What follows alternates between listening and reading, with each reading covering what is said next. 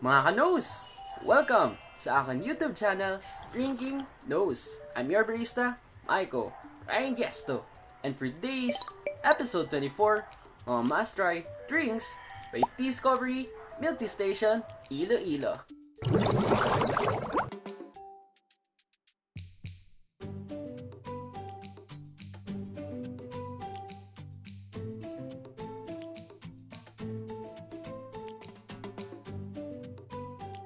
TEAscovery Milktea Station, Iloilo is a delicious and affordable, authentic Taiwanese milk tea here in Iloilo City. It's located at Zone 6, Hibao-an, Mandurriao, Iloilo City, beside Grease Monkey. And for delivery details, you order 1 to 3 cups, applies delivery charge for 50 pesos, but free delivery for 4 cups and up. Price ranges is between 65 pesos up to 110 pesos. For the regular size, it's 500 ml. Large size, it's 650 ml. And this episode is semi-sponsored by TEAscovery Milktea Station, Iloilo. Yung apat na drinks po is my own personal pick and my own personal expense. And yung remaining 3 drinks is sponsored. And for fullest of menus, I'll be providing description down below. Disclaimer lang po, this is my own opinion and my own standards when it comes to taste test reviews. Hi there mga lows, review drinks by TEAscovery Milktea Station, Iloilo. These are all regular size, 500 ml. And dinivide ko na siya into 2 groups. Yung apat na drinks dito is my own personal pick. And yung tatlong drinks po dito is sponsored. So let's start. For our first drink under Milktea series is the Hokkaido Milktea Pearl for regular size, 75 pesos.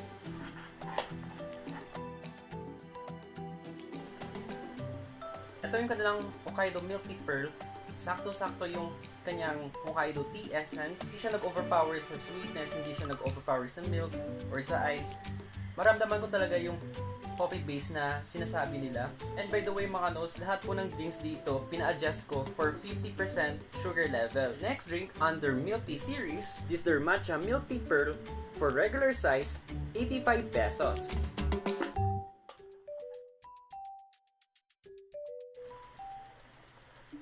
Ito yung kanilang matcha, ma-feel mo talaga yung matcha essence niya, yung parang dahon feel. At yung pearls niya pala, sobrang soft, sobrang easy to eat. For our next drink under Milktea series, is their Cheesecake Milktea Pearl for regular size, 85 pesos.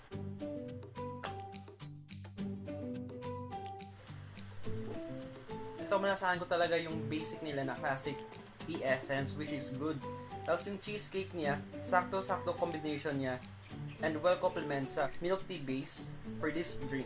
For our next drink under Milktea series, RockSalt CreamCheese for regular size, 85 pesos.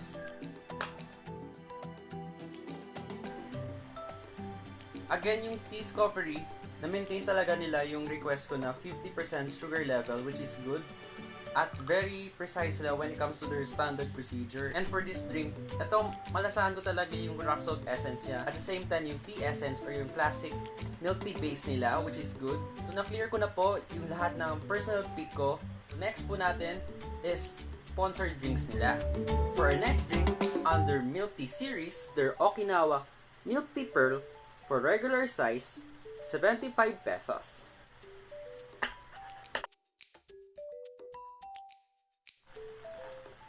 Ako, I'm not a big fan of Okinawa, but for their Okinawa, especially for TEAscovery, well-proportioned, at the same time, well-balanced yung kanyang Okinawa tea essence, which is good. At the same time, yung sweetness ng Okinawa niya, hindi nag-overpower sa milk tea base, but it complements. Our next drink under Milktea series is the Red Velvet Milktea Pearl for regular size, 75 pesos.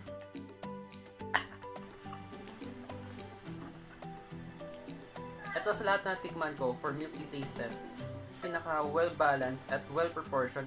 Pero kahit 50% yung sugar level niya, hindi nawawala yung essence ng bawat flavor for each drink. For our last drink, under cheesecake category, is their Taro Cheesecake for regular size, 95 pesos. Nandun talaga yung lapuyot feel for Taro essence, which is good. For the cheesecake, hindi siya nag-overpower, hindi siya nag-much sweet for this drink. Okay, for rating mga nos, Hokkaido, I'll give this a perfect 10. For Matcha, I'll give this a perfect 10. For Cheesecake, I'll give this a perfect 10. For RockSalt Cream Cheese, I'll give this a perfect 10. For Okinawa, I'll give this a perfect 10. For Red Velvet, I'll give this a perfect 10. For Taro Cheesecake, I'll give this a perfect 10. Ito sa kanilang lahat ng products na present nila, especially for their bestsellers and their sponsored drinks. First time ko mag-order at matry yung drinks nila. Hindi ako na-disappoint, hindi nag-feel sa akin kasi upon tasting sa bawat flavor and masasense ko na very passionate sila at very precise sila when it comes to standards procedure. Kasi yung sugar level na hinanap ko na 50% on point siya at nandun siya. At yung nagustuhan ko dito, sa bawat drinks, ito nag-overpower yung tea essence ng bawat flavor. Hindi nagsasapawan yung bawat flavor or yung sugar level, which is good. For the delivery, sobrang bilis nila, especially sa rider na nag-deliver sa aking drinks. Thank you so much. Yung maganda dito, naka-clear cups siya, transparent clear cups. Matibay talaga siya mga nos. At pwede mo talagang i-reusable yung cups nila. Surprise talaga ako is si Red Velvet. So far, ito yung precise na sugar level na hinanap ko. Matcha and Taro, so far sa aking standards at sa expectations ko, na-meet niya talaga yung hanap ko. And sa kanilang cream cheese and cheesecake, perfectly balanced siya when it comes sa milk tea base, which is good. Hokkaido, ito, nag-stand out talaga yung sinasabi nilang hint or may similar taste siya ng coffee base, which is good. Lang Okinawa, ito, dun talaga yung Okinawa sweetness, mga ano to.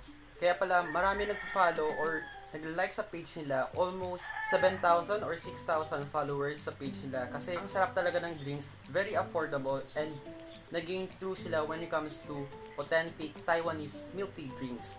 So, TEAscovery Milktea Station Iloilo maintains their good service, good quality of products, budget-friendly, very accommodating baristas and owners, and a drinking nose standards approved.